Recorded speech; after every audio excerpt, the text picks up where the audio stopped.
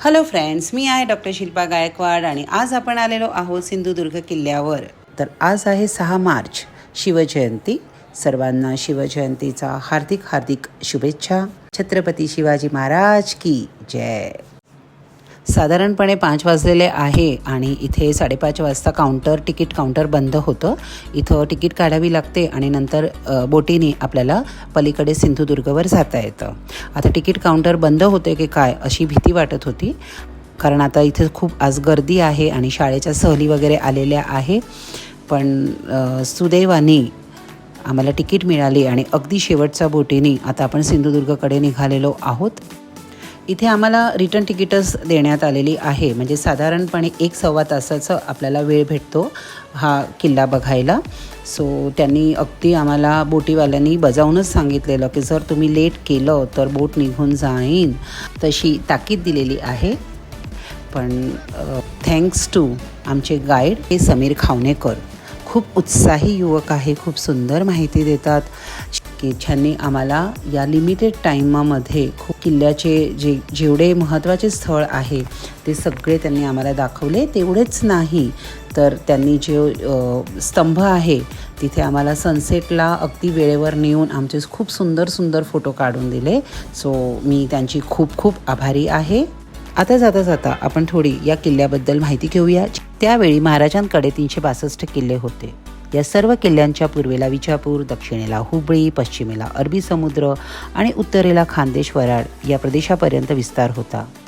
कडे भुईकोट आणि डोंगरी किल्ले तर होतेच, पण समुद्रावरून जी शत्रूची स्वारी येते त्याला परतून लावण्यासाठी महाराजांनी या किल्ल्याची स्थापना केली। इसवी सन 1664 साली कुर्टे नावाच्या बेटवर महाराजांच्या हस्ते या किल्ल्याच्या तटाची पायाभरणी झाली। आज मोर्याचा दगड म्हणून ही जागा प्रसिद्ध आहे, ती आम्हाला नाही पाहता आली।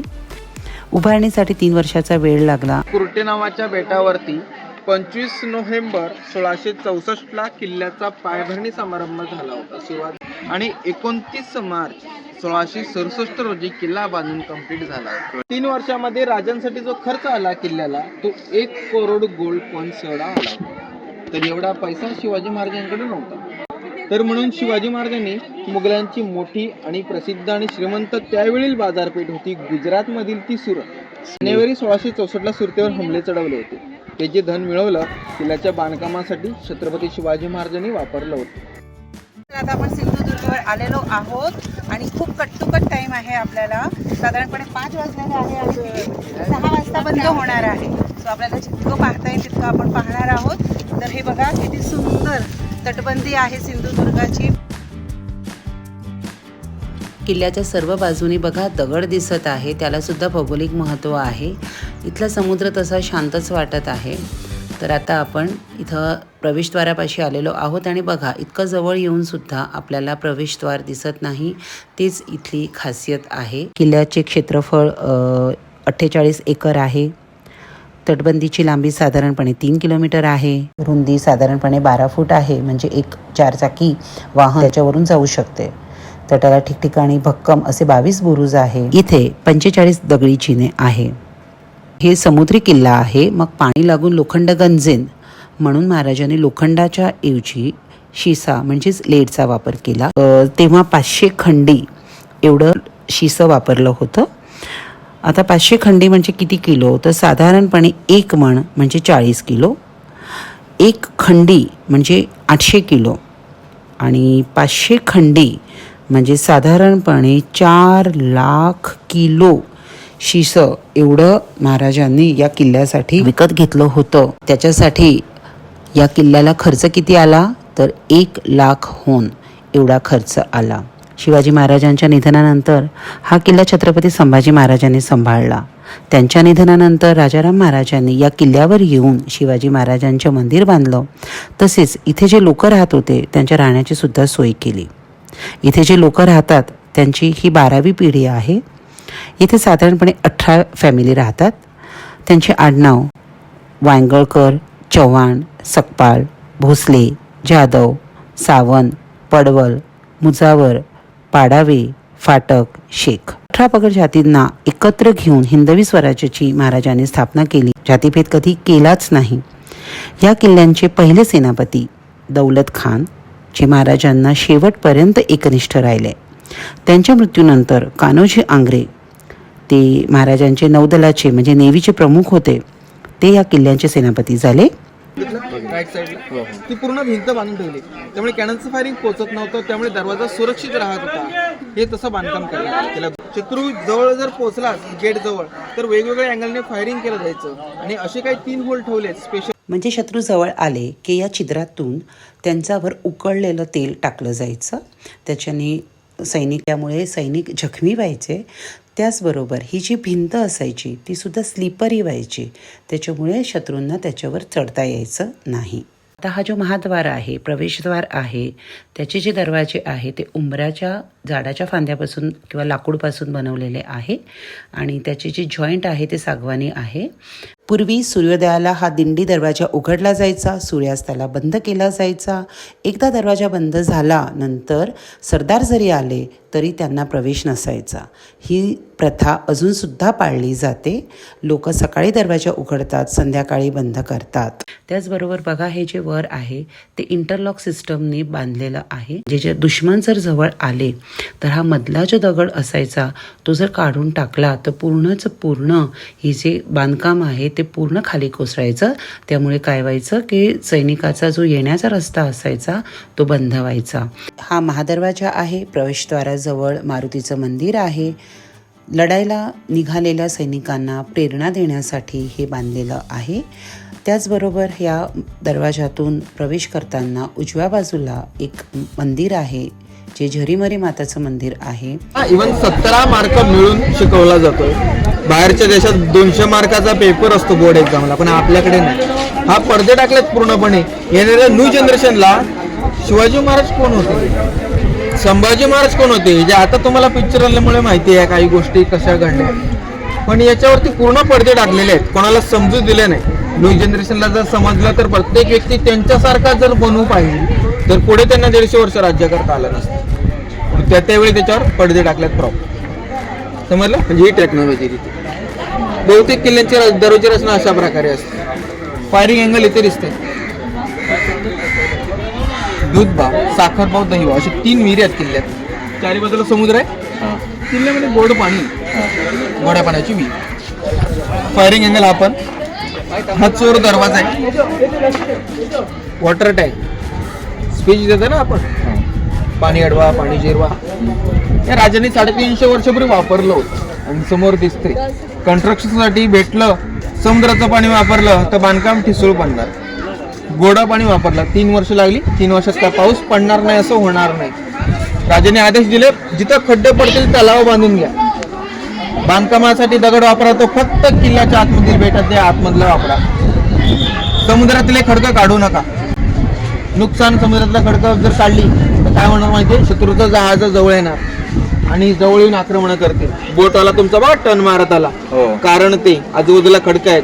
त्याला माहिती आहे तो रोज येतोय, रोज रेग्युलर माणूस येऊ शकतो. अनोळखी शत्रूंचं जहाज किल्ल्याच्या जवळ येत नव्हतं. प्लस पॉईंट होता तो आपला नॅचरल सिक्युरिटी. तशीच ठेवायला सांगितली. दुसरी गोष्ट, लाटांचा फोर्स जो व्हाईट शेड येते त्याच्यामुळे कमी होतोय. मारा बसत नाही भिंतीला. भिंतीच्या बाहेर बुरुज आणलाय जेणेकरून एकदा त्याला लाट आपटलं की डिवाइड होतं. बांधकाम तसं केलंय त्यांनी. या संपूर्ण किल्ल्याचा वास्तू विशारद होता, इंजिनियर होता हिरोजी इंदुलकर, ज्यांनी राजांसाठी रायगड, प्रतापगडचं बांधकाम केलं. त्यांनीच या किल्ल्याचं बांधकाम राजांसाठी केलं. 67 3 वर्षात बांधकाम केलं आणि 1665ला राजांना नजरकैद झाली होती आग्र्याला. बघा, मिठाईच्या पेटातून राजधानीसाठी. जेणेकरून किल्ल्याचं बांधकाम चालू होतं त्यावेळी राजे किल्ल्यावरती नव्हतं. तरी पण किल्ल्याचं बांधकाम अवघ्या 3 वर्षात कसं झालं. ज्यावेळी राजांना नजरकैद झाली तिथला कारभार ठप्प पडला. मग तो कोणत्या हातात गेला, जिजामातांच्या. मग ज्यावेळी किल्ल्याच्या बांधकामासाठी जो पैसा बंद झाला त्यावेळी इथनं पत्र पाठवलं गेलं होतं राजधानीला. जे उत्तर काय दिलं की बांधकाम तुम्ही पूर्ण करा, राजे परत येतील. या शब्दांवरती बांधकाम पूर्ण झालं. आता हिने बांधकाम पूर्ण कसं केलं तर स्वतःचं जमीन जमलं विकलं, पैसा तर लागणार, गहाण ठेवलं आणि किल्ल्याचं बांधकाम पूर्ण केलं. राजे आल्यानंतर राजांना जेव्हा समजलं हा किल्ला बांधून पूर्ण झाला त्यावेळी राजाने त्याला एकच विचारलं, तुला हवं ते माग. काय बोलला माहिती, राजे मला काहीच नको, तुम्हाला काय द्यायचं असेल तर तुमच्या डाव्या पायाचा ठसा द्या हो आणि उजव्या हाताचा ठसा द्या. हो एवढंच. रायगडवरती जसं पहिल्या पारीवरती नाव मागितलं तसं या ठिकाणी फक्त ठसे मागितले. प्रत्येक मावळ्याला काही ना काही देण्यात आलं होतं. पण आपल्यासारखा भ्रष्टाचारी बिल्डर असला असतं तर काय मागितलं असेल तो विचार करा.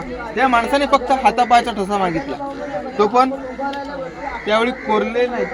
त्यावेळीचं सिमेंट काय होतं तर काळं गुळ, दगडी चुना, शिस आणि वाळू, बेलाचं फळ, उडदाची डाळ, भेंडीची भाजी, गवारीची भाजी जे आपण खातोय या पदार्थांचा वापर सिमेंटमध्ये चिकटपणा यासाठी केले जायचे. आणि त्याने केलेलं बांधकाम तुमच्या समोर 350 वर्ष झाले ते उभं आहे. आणि आपली कंस्ट्रक्शन तुम्हाला माहिती आहे, बोलायची गरज नाही. दुसरी ते वरती मंदिर दिसते, त्या मंदिरामध्ये उजव्या हाताचा ठसा. ते आपल्याकडे डाव्या पायाला अशुभ मानतात, बरोबर ना हिंदू धर्मात. उजवा पाय टाक आतमध्ये असं सांगतात. इंजिनियरने उत्तर देखील दिलं होतं. उत्तर असं दिलं, राजे जे तुम्ही स्वराज्य निर्माण केलं त्यात 18 भागात जातीला मात्र एकत्र करून जे स्वराज्य निर्माण केले, ज्या ज्या मोहिमा केल्या त्या सगळ्या यशस्वी केल्यात. प्रत्येक ठिकाणी राजांनी मोहिमेला जातेवेळी पहिलं पाऊल उचललं गेलं ते डावं पाऊल. घोड्यावर चढतेवेळी राजांनी पहिला डावा पायाचा वापर केला म्हणून राजांचा डावा पायाचा ठसा. राजांनी जी युद्ध केली, युद्धामध्ये गनिमिका वापरला गेला आणि तलवार लढतेवेळी उजव्या हाताचा राज्य वापर करायचे म्हणून राजांचा उजव्या हाताचा ठसा. सदैव आपल्या मावळ्यांना त्याचं दर्शन व्हावं म्हणून ती आठवण म्हणून, निशाणी म्हणून ती मागून घेतली. पूर्ण भारतात राजांची एकमेव निशाणी या ठिकाणी तुम्हाला पाहायला. गडावर एक छान म्युझियम आहे, त्यात महाराजांचे वस्त्र, शस्त्र, अस्त्र वगैरे ठेवण्यात आलेलं आहे, बघण्यासारखं आहे. हा फोटो आहे गुरा मीरा दौलत नावाचा गलबताचा. पूर्वीचे जहाज किंवा गलबत म्हणतो आपण, त्याचं वजन साधारणपणे 200-300 टन असायचं. त्यावर 200-300 सैनिक कामाला असायचे आणि 20-30 तोफा असायचे, अशी माहिती इथे दिलेली आहे. छत्रपती शिवाजी महाराज यांना वयाच्या 14व्या वर्षी त्यांचे वडील शहाजी महाराज यांनी ही तलवार भेट दिली होती. या तलवारीचं नाव आहे तुळजा फिरंग. छत्रपती शिवाजी महाराजांच्या 3 तलवारी आहे, आपल्याला माहीतच आहे. एक आहे तुळजा भवानी, एक आहे जगदंबा आणि ही आहे तुळजा फिरंग. जगदंबा तलवार ही लंडन म्युझियममध्ये आहे. तुळजा भवानी ही तलवार साताऱ्याला आहे आणि तुळजा फिरंग ही तलवार इथे पाहायला मिळत आहे. सिंधुदुर्ग किल्ल्यावर छत्रपती शिवाजी महाराजांचं मंदिर आहे, शिवराजेश्वर मंदिर. राजाराम महाराज त्यांनी हे मंदिर बांधलेलं आहे. इथल्या मंदिरामध्ये महाराजांची जी मूर्ती आहे त्याला दाढी मिशा नाहीत. असं सांगण्यात येते की महाराज जेव्हा सिंधुदुर्गवर आले होते तेव्हा ते मच्छीमाराच्या रूपात आले होते आणि म्हणून इथं जे महाराजांचं मूर्तीचं स्वरूप आहे ते मच्छीमाराचं वेशात आहे, त्यांना दाढी मिशा नाही. असं पण सांगण्यात येतं की या किल्ल्याच्या बांधकामानंतर जेव्हा जिजामातांचं निधन झालं तेव्हा महाराजांनी दाढी मिशा काढून टाकल्या होत्या आणि त्यानंतर राजाराम महाराजांनी हे मंदिर बांधलं आहे म्हणून त्यांचं हे असं स्वरूप आहे.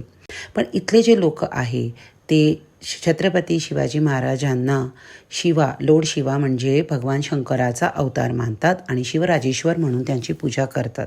त्यांचं म्हणणं आहे की महाराज होते म्हणून आपण आहोत, नाहीतर आपलं कुठेच अस्तित्व राहिलं नसतं आणि हे खरंच आहे. छत्रपती शिवाजी महाराज म्हणजे प्रेरणास्थान आहे. जेव्हा आपण त्यांचं चरित्र वाचतो, आठवतो तेव्हा आपल्याला प्रेरणा मिळते, शक्ती मिळतं, धैर्य मिळतं, संकटाशी सामना करण्यासाठी हिंमत मिळते. जर आपण असा विचार केला की ते देव होते तर आपल्याला वाटतं की त्यांच्याकडे सुपर पॉवर्स होते आणि म्हणून फक्त देव्हाऱ्यामध्ये त्यांची देवासारखी पूजा न करता महाराजांचं नेहमी चरित्र वाचावे, त्यांच्याकडून प्रेरणा घ्यावी असं मला तरी वाटतं. तर मित्रांनो, आजच्या एपिसोड आज मी इथंच संपवते. अजून खूप काही पाहण्यासारखं आहे, तर भेटूया पुढच्या एपिसोडमध्ये.